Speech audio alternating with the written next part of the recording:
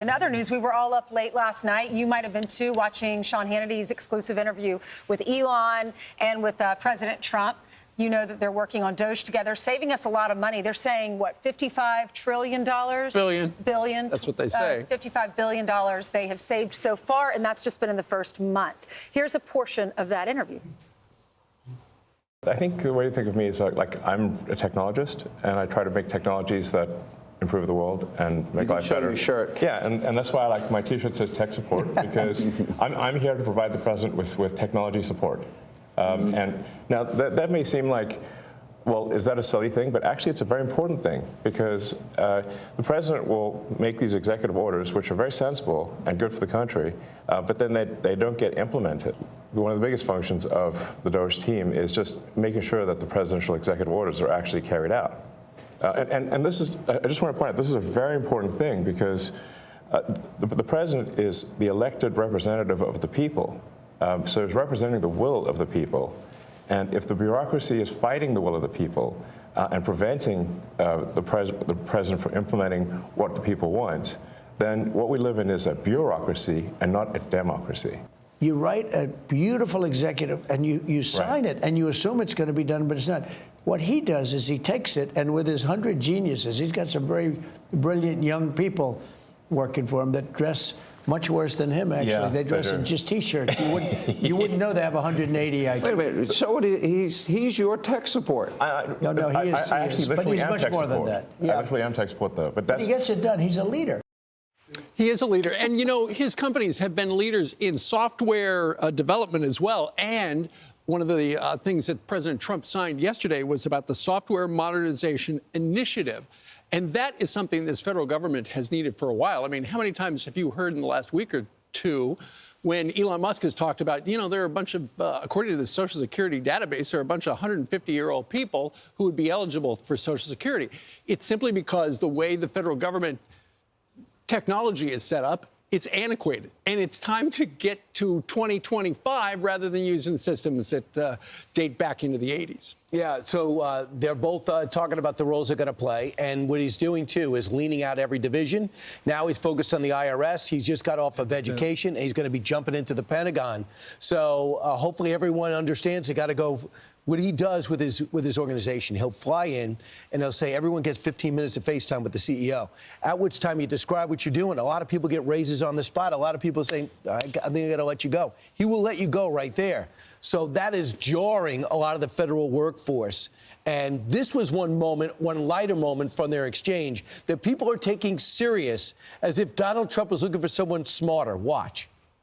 You know, I wanted to find somebody smarter than him. I searched all over. I just couldn't do it. Yeah. I couldn't. You really tried hard. I couldn't find anyone smarter, right? So we had it for the country. But this is the thing. We settled on this. Well, thanks for having me. So I'm just trying to be useful here. I think President Trump is a good man, and he's, you know. It's nice the way he said that. You know, there's something nice about it. It really is. You know, because I mean, the president has been so unfairly attacked in the media. It's really outrageous. And I've at this point spent a lot of time with the president, and not once have I seen him do something that was mean or cruel or wrong. Not once. You know, I've known him for 30 years. Yeah. And I've never seen anybody take as much as he's taken. Yeah. And we've discussed this, and I'm like, how do you deal with it? Did I have a choice?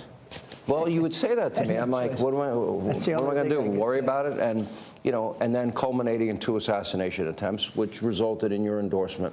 Well, I was going to do it anyway, but that was it. Precipitating event. Yeah. That speeded it up a little bit. Yeah. The day of the assassination. I didn't know that. Yeah. It sped it up, but I was going to do it anyway. I mean, it is truly, there's so much that has happened under Trump's tenure, even before he ran. I mean, it was just months ago, Ainsley, you and I were here on was it Sunday or Saturday, covering his first assassination attempt. And I think there was something to Elon saying, I think you're a good man. You know, you haven't asked me to do anything unethical or anything like that. You're trying to serve the American people. And when you get to the bottom of DOGE and its relationship with Elon Musk, this should be no surprise to anyone. He campaigned on it. He said he was going to send Elon in there. I guess we should only be surprised that it's working, but and the amount of waste that he's found, but we shouldn't be surprised that it's happened. I thought the interview really humanized them. I of liked them. when they were laughing together. They seemed very relaxed with each other.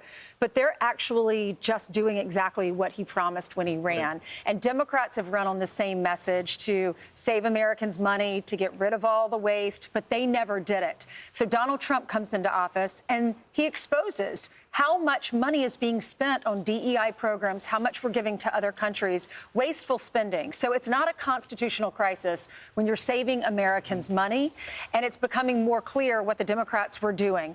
And this is not a hard sell. They're saving $55 billion, and then Elon is showing an interest in the idea that would guarantee a $5,000 payment to every American, the DOGE dividend. But we're $2 trillion over budget. He's going to get to the point where he's got to cut $1 trillion. And when you cut, it definitely hurts. But if you explain to people what you're doing in the big picture, if the number one expenditure can be on our country and not on debt, everyone understands that because we all took out mortgages. You know, you spend your first 15 years just paying off the interest on your mortgage. And sometimes, I know I did, you have situations where you have a credit card debt and a lot of your money goes to paying the minimum payments. You can't get ahead. That's the mindset. So if the president could just put together a Karl Rove, I know him and Carl don't get along great, but a Karl Rove whiteboard, just say, here's the expenditures, here's our record revenue. And here's the interest. Brian, I believe this is our only shot. You got Elon Musk, who's the richest man in the world, so he can't be bought. You got a president of the United States that this is it for him. He doesn't need to be reelected. All of the rest of the people in Congress knew that we need to cut. All the former presidents. They okayed the money. They knew this the whole time, but they were too cowardly because no one wants to be the bad guy. Right. You got two people that are okay with being the bad guy, right? Well, here's the thing. Ultimately, I know the Democrats' hair is on fire right now about DOGE, but expect in the future, Democratic presidents in the future, following Donald Trump, are going to do exactly the same tactics 100%. and have the same legal interpretation of their constitutional duty to do exactly the same thing. So it's new to all of us, but look for essentially the presidency being Trumpified going forward. People are going to do this for They're going to target generations. programs that the Republicans like. Really, The next. really quickly 100%. before we move on to your great interview that you just had, he also said Neurolink, he's going to help work on the blind to see and spinal cord injuries so that you can walk again. They've already implanted in 3 different quadriplegics to use this computer to help control their thinking and help them all, help these And quadriplegics. just for the record, for people out there, when it comes to being the bad guy, that we are the good cops and Ainsley's a bad cop. So you're always the bad cop. I'm not jumping and I on come that. on. I'm not doing I that. come in Me the good neither. cops. I'm not doing that. That You're could be on your your range. own That's with the way this. it You're on your works. own with your You sure? analysis. All Me and Steve aren't signing up. Wait, what made trying you to- say that? What are you talking about? Well, because good cop, bad cop. He comes in, he makes the hard decision, has to get reelected. Brian, you make the tough decisions. We're all good we cops. We are good cops. We are good. I want to be a good cop. couch. You want a Good couch. It's just like I don't want to be the Let's bad be a guy. bad It cop. works. She's got to make. She makes the budget cuts, and we go. I can't do anything. Okay. The producers All are the right, bad give me your cops. bank account, give me your credit cards, and I'll start cutting. That'll be a good cop. There you go.